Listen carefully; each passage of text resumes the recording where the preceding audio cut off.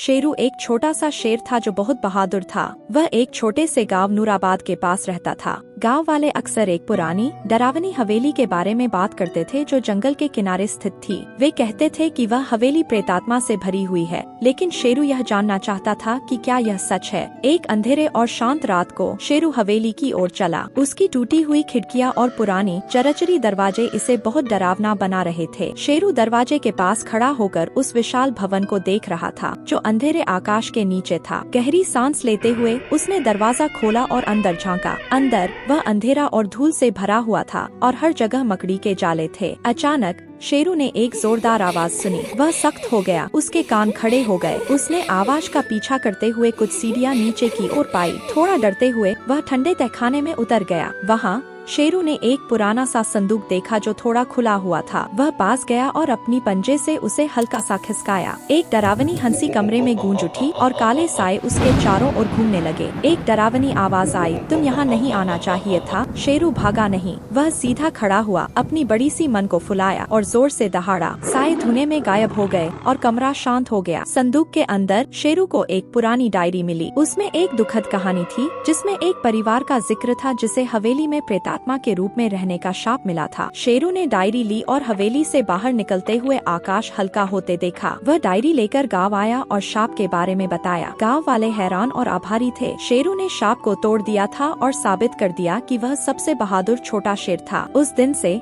शेरू केवल गांव में ही नहीं बल्कि उस जंगल में भी हीरो बन गया जहां वह रहता था।